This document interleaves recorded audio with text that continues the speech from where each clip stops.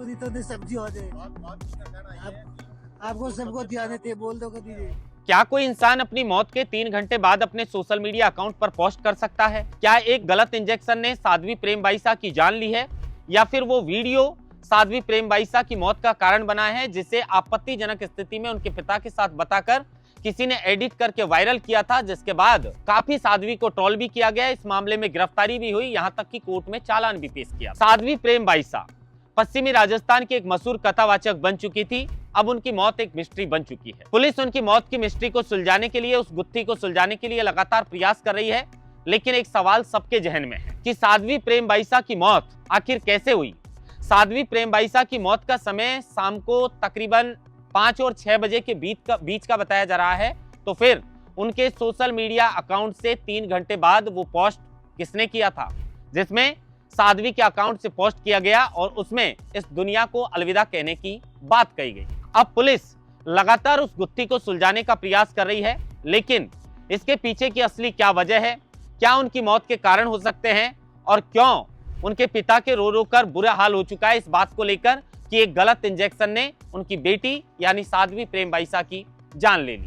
आज राजस्थान के सभी लोगों की निगाहें इसी खबर पर टिकी हुई है कि आखिर क्यों साध्वी प्रेमबाईसा अचानक इस दुनिया से दूर चली गई।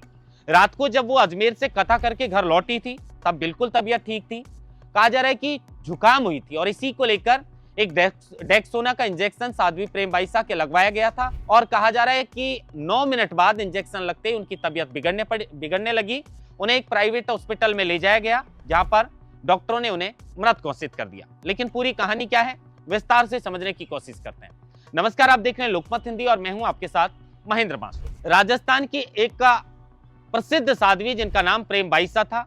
वैसे तो प्रेमबाईसा बाड़मेर जिले के बालोतरा के पैरव गांव की रहने वाली थी। उनके पिता जो विरमनाथ हैं वो पैसे से एक ट्रक ड्राइवर थे। लेकिन कुछ समय पहले जो आप तस्वीरों में देख रहे हैं, एक कमरा है और उस कमरे के अंदर साध्वी प्रेमबाईसा के पिता विरमनाथ आते हैं। पहले वो अपनी बेटी के गालों पर हाथ लगाते हैं और उसके बाद कुछ ही देर बाद आप जैसे तस्वीर में देख रहे हैं, बेटी अपने पिता के गले लगती है। और इसी वीडियो को साध्वी प्रेमबाईसा के मुताबिक गलत तरीके से एडिट करके कुछ लोगों ने वायरल किया। कुछ लोग कह रहे हैं कि यही वीडियो साध्वी प्रेमबाईसा की मौत का कारण बना है। लेकिन ये वीडियो तो काफी पुराना था। इस वीडियो को वायरल करने के बाद साध्वी प्रेमबाईसा की ओर से बोरनाडा थाने के अंदर एफआईआर दर्ज करवाई गई थी। आरोपियों की गिरफ्तारी भी इस मामले को लेकर हुई थी। यहां तक कि कोर्ट के अंदर चालान भी पेश हुआ था। साध्वी का कहना था कि मेरे और मेरे पिता के बीच का जो वीडियो है, उस वीडियो को एडिट करके वायरल करने से पहले हमको धमकाया गया, ब्लैकमेल किया गया, 20 लाख रुपए की डिमांड की गई और जब हमने 20 लाख रुपए नहीं दिए तो उसके बाद उस वीडियो को वायरल कर दिया गया। लेकिन अब हाल ही की घटना पर लौटते हैं। बुधवार के दिन साध्वी प्रेमबाईसा की शाम को तकरीबन 5 से 6 बजे के बीच मौत बताई जा रही है। लेकिन उससे पहले रात के समय वो एक कथा अजमेर से कर आई थी और उस कथा के यानी ये अंतिम उनकी कथा थी, जिसके बाद वो इस दुनिया को अलविदा कह गई।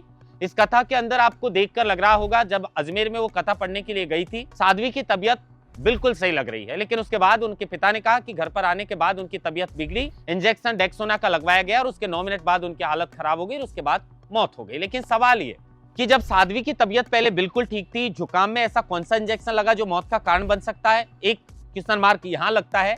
इंजेक्शन लगाने वाला शख्स कौन था? क्या इंजेक्शन के अंदर कुछ मिलाया गया था? क्या कारण था? इस मामले को लेकर पुलिस अलग जांच कर रही है। लेकिन उसके बाद सवाल यह कि जब साध्वी की मौत 5 से 6 बजे के बीच में हो जाती है तो उनके इंस्टाग्राम अकाउंट से आखिर वो कौन सा साधु था जिसने ये पोस्ट किया था? अब इस मामले को लेकर कुछ रिपोर्ट्स की माने तो उनके पिता ने यह कहा है कि वो जो पोस्ट है सोशल मीडिया पर वो मैंने की है। कुछ लोग कह रहे हैं कि वो पोस्ट जो है वो साधु ने की है, साधु से करवाई गई है। लेकिन क्या कारण है जब साध्वी इस दुनिया को छोड़कर चली गई और उसके बाद उनके सोशल मीडिया अकाउंट से छेड़खानी की गई, वो भी उस कारण को बताते हुए जो कारण उनकी मौत का कारण बना। साध्वी ने सोशल मीडिया पर यह तक भी कहा कि मेरे मौत के बाद तो मुझे न्याय मिलेगा। मैं पहले एक बार वो पोस्ट पढ़वा देता हूं, जिस पोस्ट को लेकर हर कोई अब सवाल उठा रहा है कि आखिर कैसे अपनी मौत के 3 घंटे बाद कोई व्यक्ति अपनी सोशल मीडिया अकाउंट पर पोस्ट कर सकता है। जरा वो पोस्ट पढ़िए।